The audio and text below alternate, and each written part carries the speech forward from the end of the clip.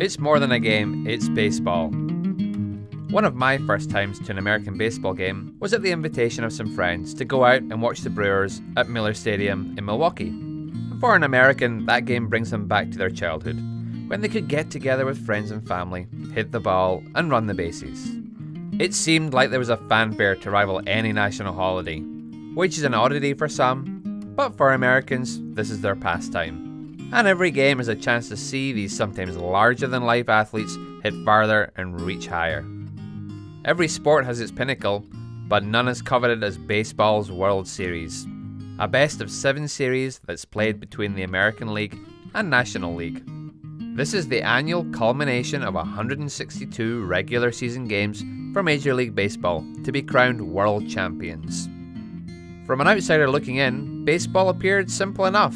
A pitcher throws the ball at the home plate, the other team's batters attempts to hit the ball and run around the field. But 3 strikes puts the batter out, 3 outs and the team switch. Us Europeans generally prefer simple sports with easy rules and as few breaks as possible. You know, like cricket. Well, I guess only the English like cricket, and we're not really Europeans. On the edge of their seats, baseball fans cheer, sing, chant, and have pitch after pitch to quench their thirst. A near 100 miles an hour fastball hits the glove, another out. There was obviously more to this game, so here's what a game looked like to me the first 4 innings of the game. Each man that's on the side that's up, line up, and one by one go out to home plate. The men who are out try to get him out, and when he is out, he goes in the dugout, and the man on the deck is up, followed by the man in the hole. When they are all out, the side that's out comes in, and the side that's up goes out, and tries to get those coming in out, even if there are men still on and not out. There are men called umpires who stay out all the time, and they decide when the men who are in are out, and depending on the weather and the light, the umpires can also send everybody in, no matter whether they're in or out. When both sides have been in, and all the men are out, including those who are not out, then the game is finished. Wait a second, let's slow that down. We're going into a bit more detail here. This is what I learned about baseball from my friends. There are 2 teams that alternate between offense and defense, and like other games, each tries to score more points than the other. But in baseball, they don't call them points, they call them runs. And you score a run by completing one circuit of 4 bases, but only while on offense or at bat.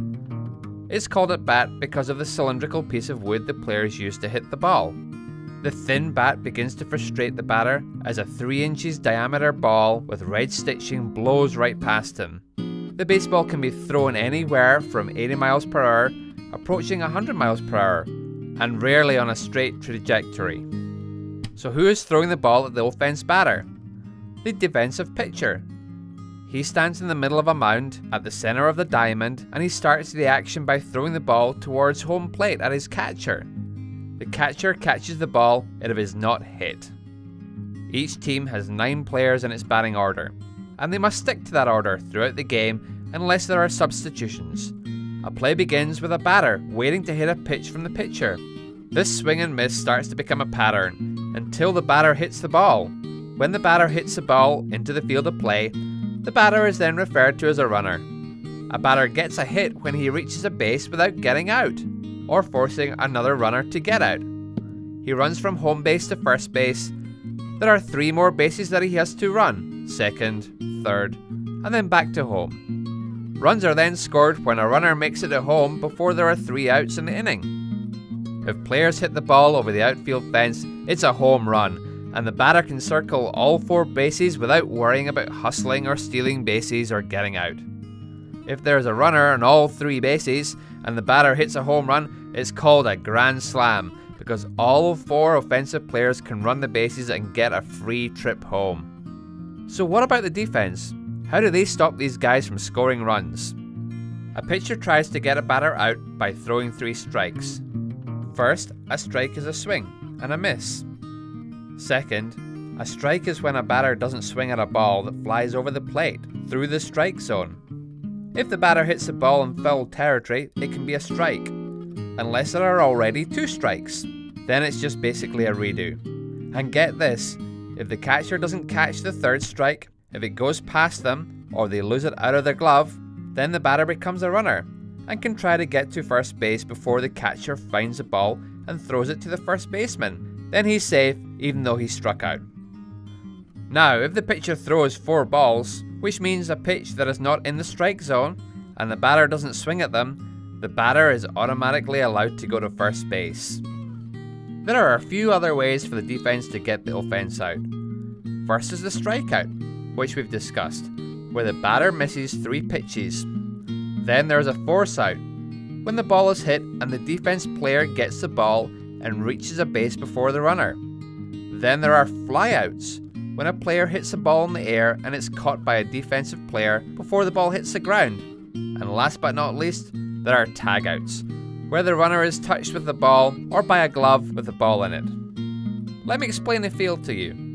The field is often called a diamond, though the field is actually more shaped like a cone. The part of the field closest to the bases, inside the diamond, is called the infield, and the grassy, farther reaches is the outfield. The distance between each base is about 90 feet, the distance that an offensive player must run in order to reach the next base.